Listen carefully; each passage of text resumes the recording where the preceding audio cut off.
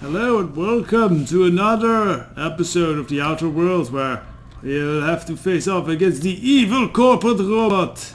Jules Nemoie's worst enemy, probably. Except for, regular jobs and all that type of thing. I suppose that is full of corporate robots as well. Alright, so... if this is the best gun for it, but we haven't fired a shot since we came in here, so... I don't see why not. Huh. Can't lockpick that, that's unfortunate. I really wish I had proper file so long. Oh well. Process. Oh, let's run! Oh, yeah. Oh, ow, that hurts. Okay, how do I... Quick time, there we go.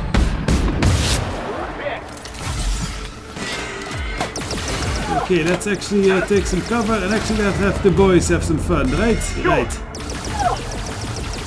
I'll make my way there. Okay, guys, do something, please. Okay. How about that? Yeah. Covering you. Yeah, and I suppose then... Your life was merely an illusion anyway. Okay, I think this is going well. Oh. I do hate robots.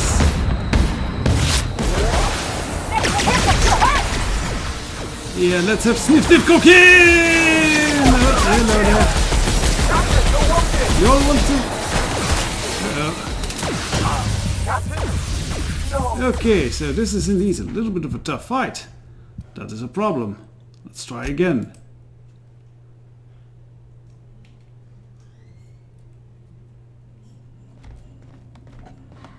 Right, got it. System. Alright, let's immediately begin with some drinking and shooting.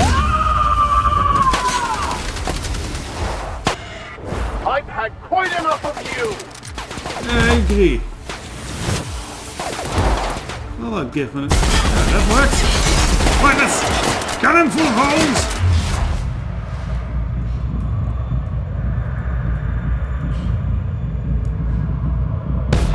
Open fire.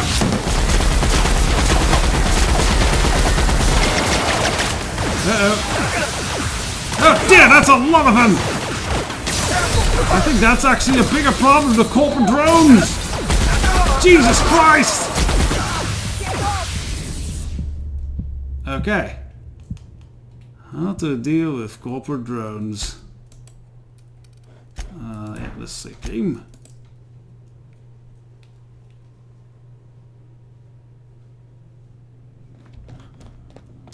Right, so yeah, the big guy is not that even that big of a problem.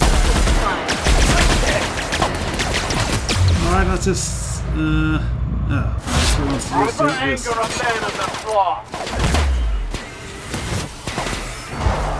Very good knockback, let's do it down.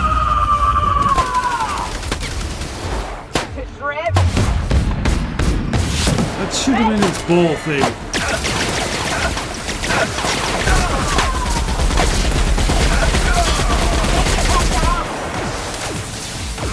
Okay, we need to run.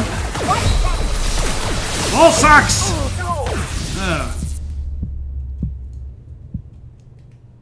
Dear me, this is a hard one. It's especially it's the drones that get released. Maybe we just do too much damage too fast. Because I do think it's tied to how much damage he takes or something. Maybe we should just ignore the big guy and just go for the drones first.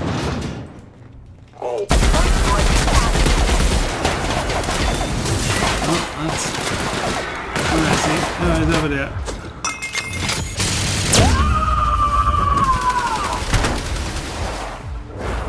I'll take your confession now. Okay, I did not know if that worked, but oh.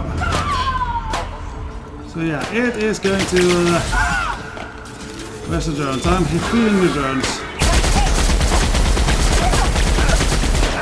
Yeah, here come the drones.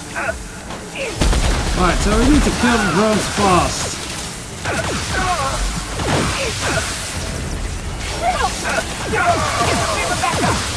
out, you bastard! Down we go!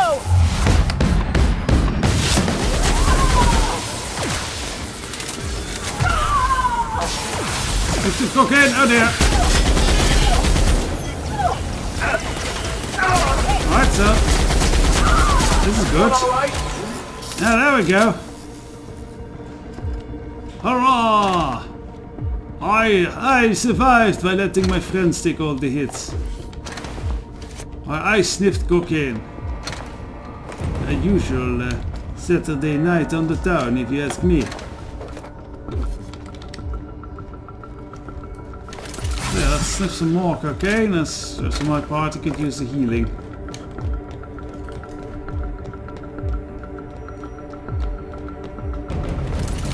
I need quite a lot for cocaine to heal up my party.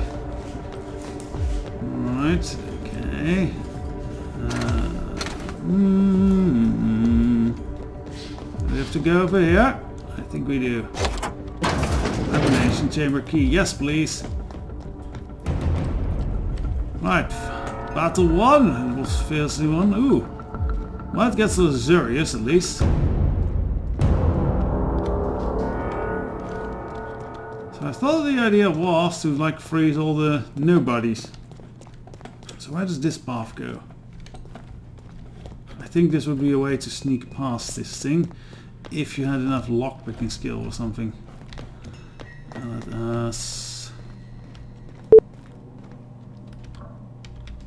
Yeah, no, I think, yeah. That was another way through. Okay. Going to over here. Alright, let's see what does all the city says. Oh, he wants to fight, okay. Hello. I don't think you were made for this type of gunnery. What a foolish prick, didn't even beg for his life. Oh, I guess with this we can execute it if we want, but we don't want that. Sealed, okay. Guess we have to use this. Does this open up? No.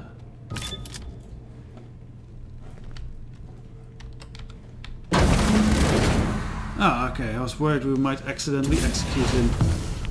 You don't know how glad I am to see you.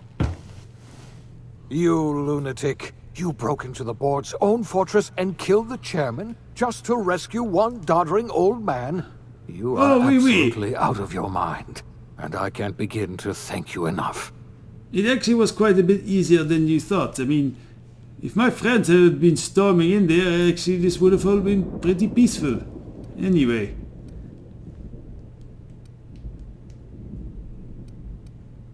Are you kidding? The board never stood a chance against me. It was not even much of a battle. All in a day's work for you, huh? You've broken the board's stranglehold on this colony, and you saved my life.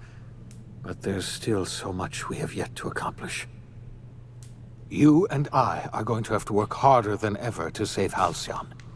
I do not like to work hard. It's far worse than any of us ever anticipated.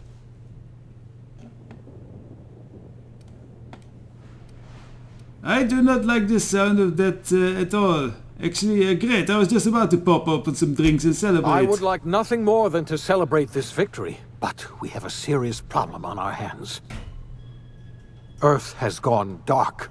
We haven't received a single message in 3 years. There's been no communication, no signals, nothing.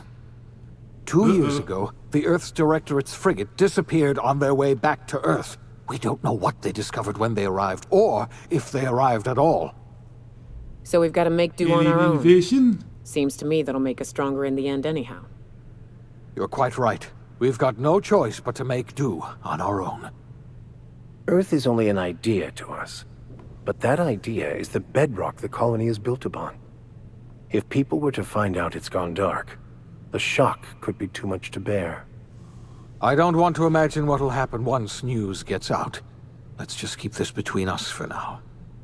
We're in serious Oh, I do trouble, not my like friend. that. Do you know what this means for Halcyon?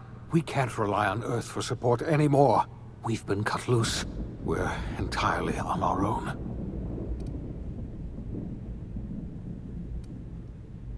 Wait, hold on. I need to ask you something. Yes, certainly. I'll help however I can. You mentioned frigate disappearing. Was it much like the... You might have heard of the Earth Directorate's frigate. Half the colony's entire military was on that ship. They were returning to Earth when they vanished without a trace. That was 2 years ago. We haven't heard a word from them since. Whatever happened to Earth likely happened to them. What do you think that happened? I don't know what happened, but something must have gone horribly wrong. I don't know why Earth's gone silent. I don't even know if Earth exists anymore. We have no connection back to Earth, and return is likely impossible. We're completely alone out here. Oh, but I had so many great parties to get back to that. Oh wait, that was like hundreds and hundreds of years ago. They're all dead. I don't have any more questions. Let's get to drinking. Yes, you're meanwhile- right.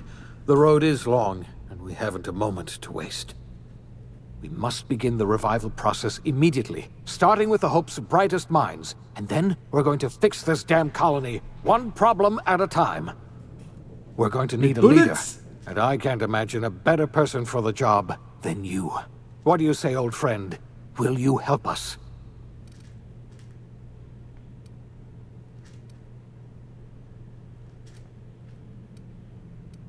You can always count on me. I'll help revive the other colonies. It will be Wells and Jules Verne and I can't tell on you how adventures. glad I am to hear Nemoie. that. When I revived you, I thought we were going to save this colony all by ourselves. But I was wrong. We can't save Halcyon on our own. We're all going to have to pull together, somehow. We are not a colony anymore. Our last connection to Earth has been severed. I don't know if we'll survive, but we're going to have to try our best. Well, that's awfully gloomy of you. The OSI teaches that everything in the universe happens according to the grand plan. But the stranger that arrived Is this in the Halcyon epilogue? was an unplanned variable. From the moment he landed in Emerald Vale, Yes, it is. his actions altered the course of history. The events on Tartarus brought about the end of the board's authority. But the board's mistakes would haunt the colony for decades to come. The damage they left behind would require the work of a generation to repair. Dr. Phineas Wells began reviving a handful of the Hope's colonists.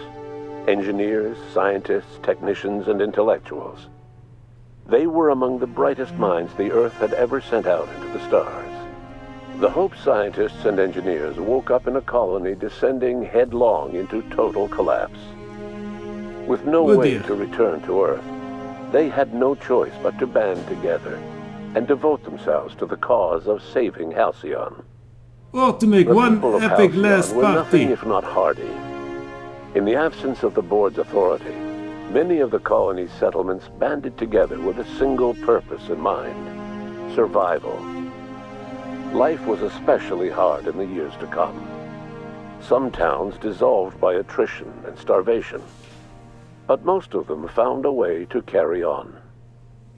In the years to come, Halcyon was forced to reckon with its newfound freedom. The board was gone, and for better or worse, the colony was responsible for its own destiny. Yeah, the boat were all Sanjar's gone civil down. liberties and worker-centric policies were slow to catch on with the other corporations. But as Halcyon began its long, arduous journey toward recovery, many of Terra 2's smaller townships started adopting MSI's alternative corporate structure, and eventually became entirely self-sufficient. In the coming years, many of these townships managed to eke by, where otherwise they might have starved. Consumed by paranoia, Lilia Hagen took Sublight Salvage in a controversial direction, openly accusing board officials of an extraterrestrial conspiracy. Oh One yeah, day, so she was an absolutely crazy. accident at the Groundbreaker's docking bay silenced her forever. Time would tell if her replacement could keep the Sublight family together. Adelaide McDevitt replaced Reed Thompson as the leader of Edgewater. She and her followers transformed Edgewater in their image. Anyone loyal to Reed was pressured into leaving town, and those who stayed behind adapted to her way of life. Adelaide transformed the old cannery into a new garden. The nearby Edgewater Cemetery provided a convenient source of fertilizer. Under the leadership of Junlei Tennyson, the Groundbreaker held firm against corporate influence. Hey, at The least ship's there's a fire mechanical for the stability stupid gave stack. Junlei the time to educate a promising generation of engineers schooled in her family's traditions. The future of the Groundbreaker looks promising. The rediscovery of the Hope and the abandonment of the lifetime employment program forced Byzantium to come to terms with some uncomfortable realities about the state of Halcyon. While Byzantines were reluctant to surrender the luxuries they'd grown accustomed to, the board's diminished authority gave them little choice in the matter. Nearly everyone had to learn to make do with less. Some even had to get jobs. It I was a still dark remember time dear indeed. Celeste. Your influence shifted Ellie's perspective. She finally admitted, albeit grudgingly, that she just And she might went through the need whole other game with that people. armor. Sometimes. With a steady income from the life insurance payouts, she was finally able to afford a ship of her own. She hired a small crew and flew supply missions to communities on the fringe. Some of them were even legal. Life in Halcyon was sobering for Felix Millstone. The grand revolution he dreamed of never came. There was no great awakening for the colony, no celebrations in the streets. There was Well, only the except when hard, the- desperate work of trying to repair a broken colony. Felix never had a head for numbers, but if there was labor to be done, he was there to help. Eventually, Felix realized that the work of a revolution was done with two hands. As much as he enjoyed Yes, his and a adventures hammer and a aboard the sickle. Unreliable, the vicar, known as Max, eventually decided that it was time to move on, to live out the life he had sought so long to create. He knew there were many in the colony who carried burdens much worse than the ones he had struggled with, and he devoted himself to easing their suffering wherever he could. He only Oh, ever that's took nice. up arms again to defend the defenseless. Unshackled from a lifetime of striving and fighting the universe and himself, Vicar Maximilian de Soto was finally at peace. Once the matter with the Hope colonists was resolved, Junlei bashfully asked Parvati if she'd like to join her permanently on the Groundbreaker, and Parvati enthusiastically, looks if good in somewhat this. awkwardly, agreed. The stories of her adventures spread across the colony, and Parvati soon found herself the center of attention. Having served as the engineer of a renowned spacecraft, tramp freighters and wildcat miners sought her out by name. And Especially in no time, wildcats. she was a fixture in the Groundbreaker's mechanical ecosystem. She and Junlei were never far apart. Nyoka returned to Monarch to take another crack at making a permanent life for herself. She formed the Charon Group, an MSI subsidiary of ragtag survivalists and wilderness experts. Anyone in need of a guide, or just looking to throw back a beer and swap stories, could find her camping on the trail, or clearing an infestation. The SAM unit that accompanied you spread awareness of the product line's superior sanitation and maintenance capabilities across I hope what he was got left of the scrapped. colony. This led to a boost in SAM unit sales. Did you know that SAM units are the longest-lasting, toughest-acting cleaning solution in Halcyon? Minister Sadly, Clark I was do released now. from house arrest, and his contact with you gave him a sense of renewed purpose and vigor. Once it became clear that no help would be coming from Earth, he threw his considerable efforts and talents into helping Halcyon manage the crisis before it.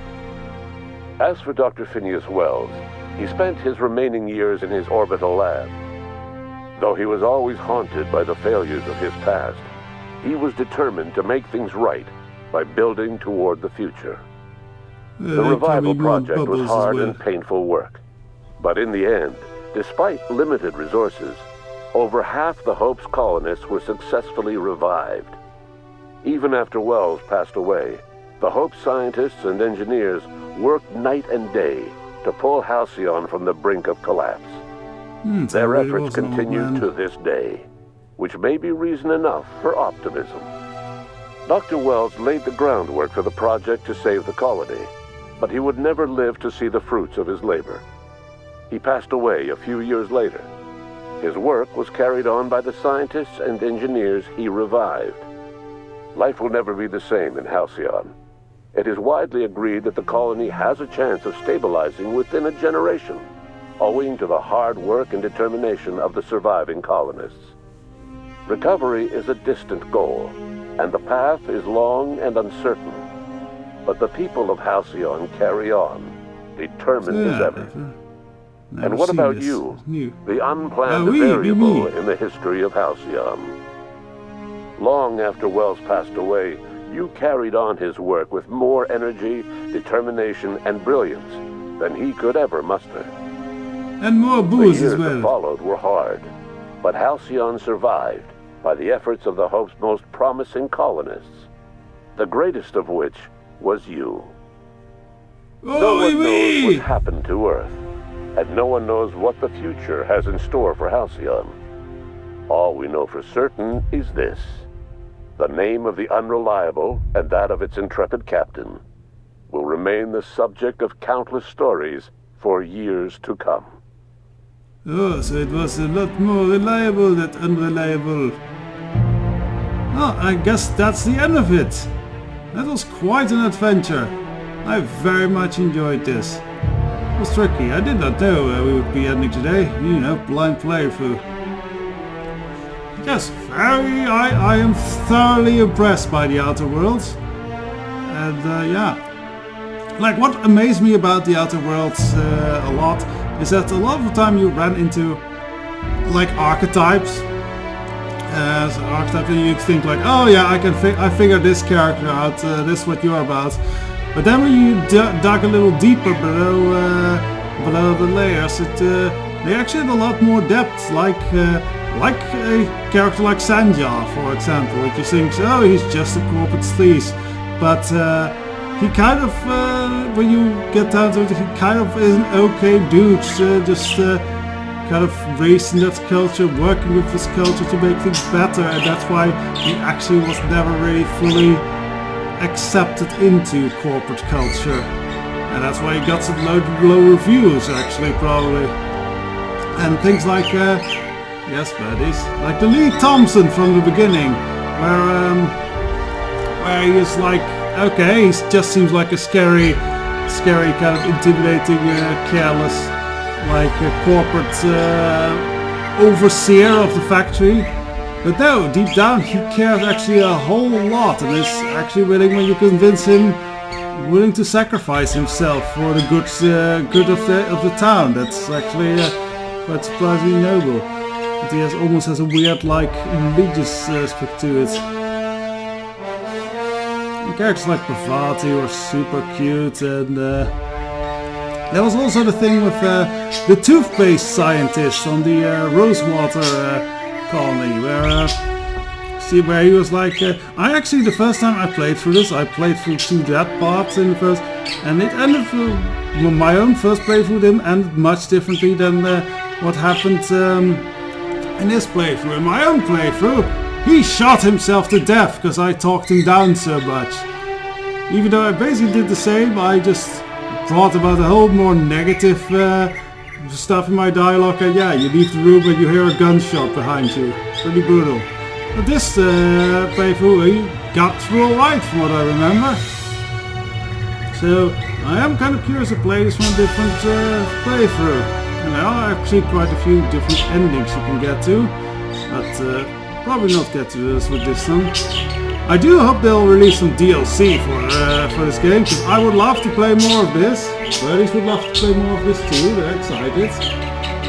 Yes, I'd love to play more of this, and yeah, if I get my hands, if there's some DLC coming out, I'll probably head on back to this game and let's play through that with you. For now though, with this ending I'll have to slot in my next game for the next slot. And I already have something good planned for that. With this, we have all kind of moral quandaries and such. Difficult things to solve. But for the next game we play, we leave our morals at the door.